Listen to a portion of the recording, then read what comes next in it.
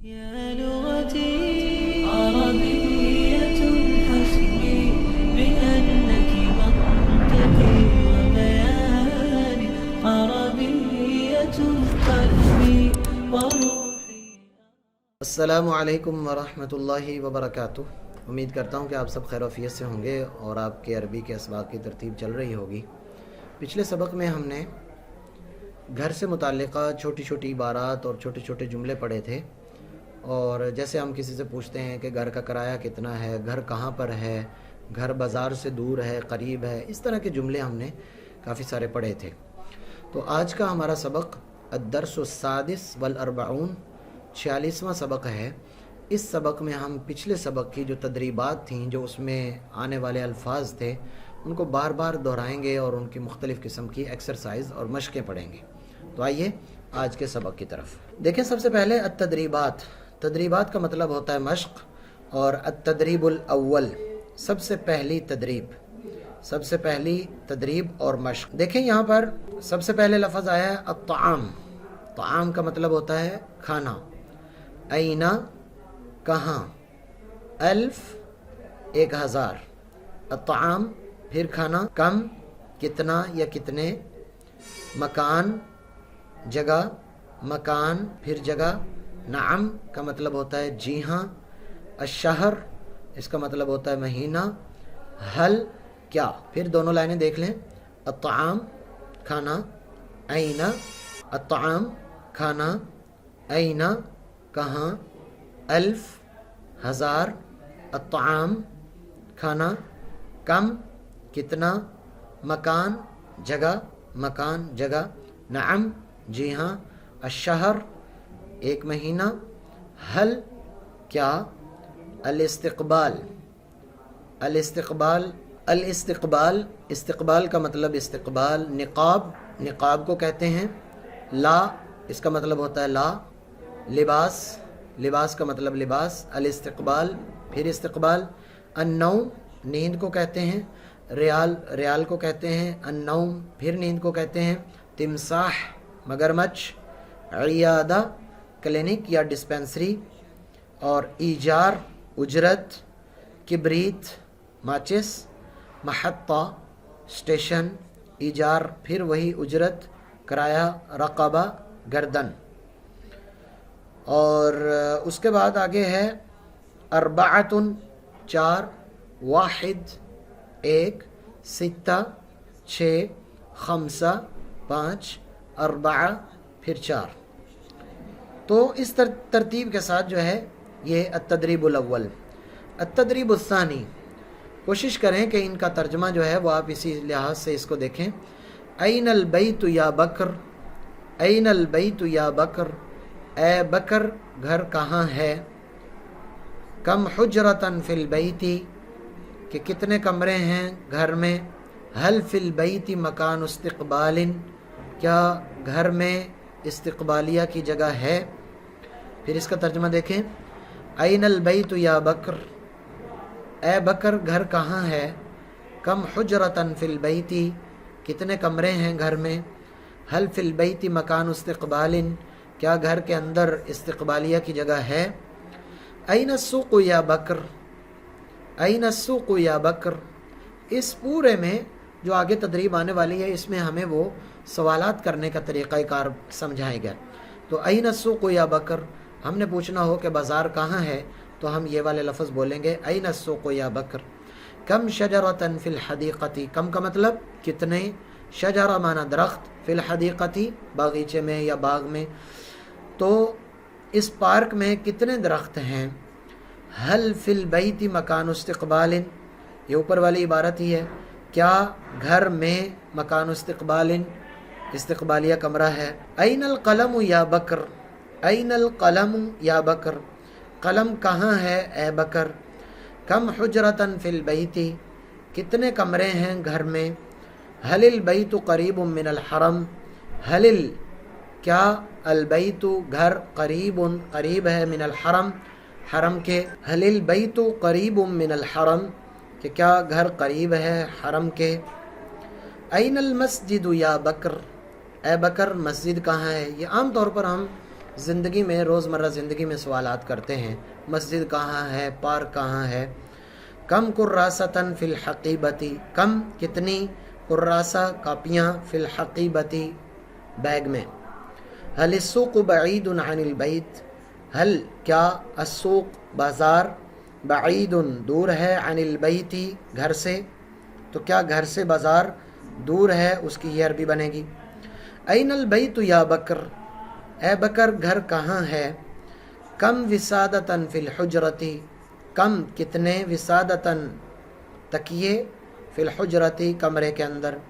حل الحدیقۃ امام البیتی، حل الحدیقۃ امام البیتی، کیا باغیچہ یا پارک گھر کے سامنے ہے، کیا باغیچہ یا پارک گھر کے سامنے ہے. تو یہ مختلف قسم کے،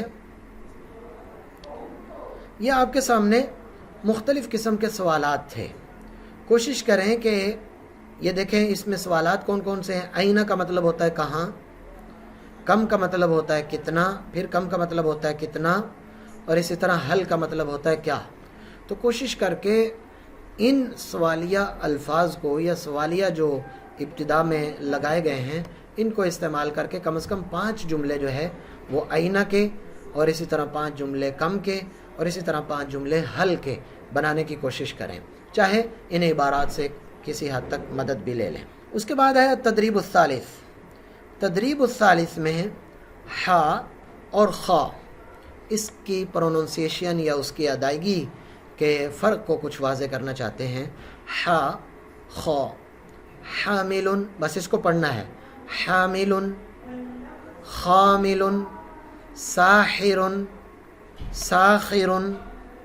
تو حامل، خامل، ساحر، ساخر. الحلیل، الخلیل، الحفیر، الخفیر. شاح، شاخ. سابح، سابخ. حان، خان، حان، خان. اس کے بعد آگے ہے التدریب الرابع. التدریب الرابع، التدریب الرابع میں اور مزید چھوٹے چھوٹے جملے وہ سکھائیں گے. تو اس میں کتنے ہوگی کل ملا کے 8 منٹ کی؟ ہاں بیٹا گھر کو ہو گیا.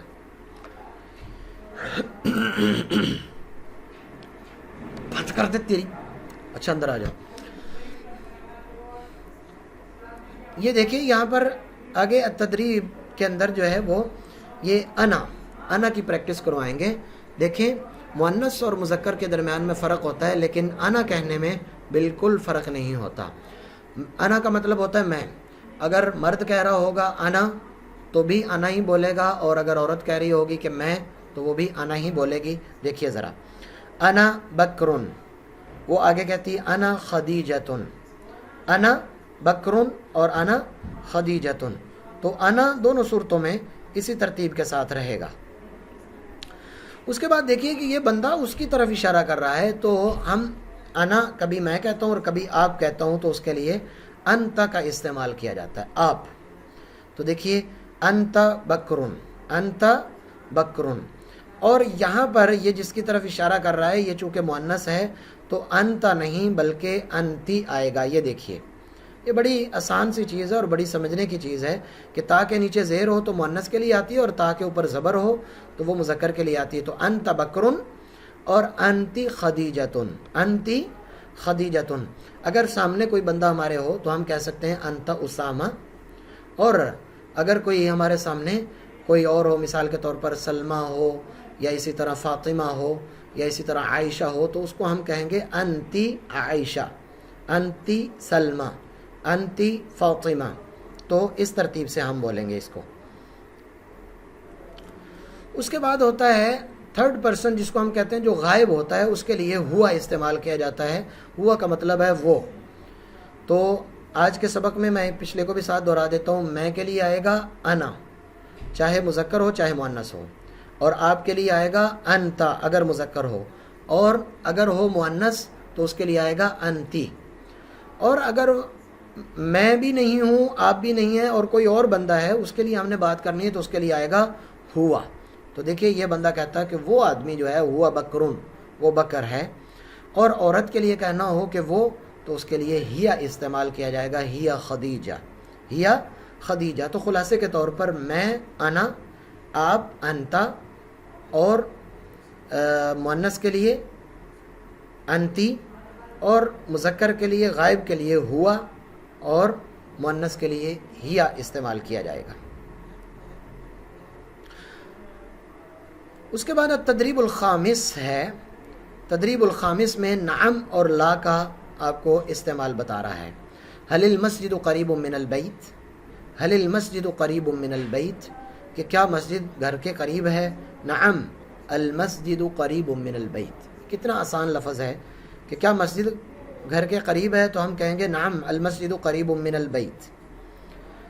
اس کے بعد ہے آگے جملہ نمبر، اس کے بعد دوسرا جملہ ہے حل انت طبیب. نعم انا، تو اس کو آپ نے پورا کرنا ہے، نعم انا طبیب. یہاں پر لکھیے حل انت مدرس. نعم انا مدرس. حل البیت قریب من العیادہ، حل البیت قریب من العیادہ، کہ کیا گھر جو ہے وہ قریب ہے کلینک کے. نعم البیت قریب من العیادہ، البیت قریب من العیادہ. یہاں پر انہوں نے کچھ عبارات جو ہیں نا وہ خالی چھوڑی ہیں، اس پر آپ نے مزید کچھ اس طرح کی عبارات لکھنی ہے. اب یہاں پر آگے دوسری سائڈ پر لا کی پریکٹس کروا رہے ہیں کہ لا کو ہم کیسے کہیں گے. حل انت مدرس، لا انا طبیب. حل انت مدرس، کیا آپ استاد ہیں؟ لا، یہاں تھوڑا سا وقف کرنا ہے، لا انا طبیب. حل انت ضابط، کیا آپ افیسر ہیں؟ لا انا مدرس، یا لا انا طبیب. کچھ بھی یہاں پر آپ لگا سکتے ہیں. حل انت رجل مرور، کیا آپ ٹریفک پولیس والے ہیں؟ لا انا طبیب. یا کچھ اور آپ اس کے ساتھ بول سکتے ہیں جو بھی آپ کو آسانی سے ہو. تو 3-4 جملے بنانے کی اس میں کوشش کریں، اور التدریب السادس سے انشاءاللہ تعالی پھر پڑھیں گے.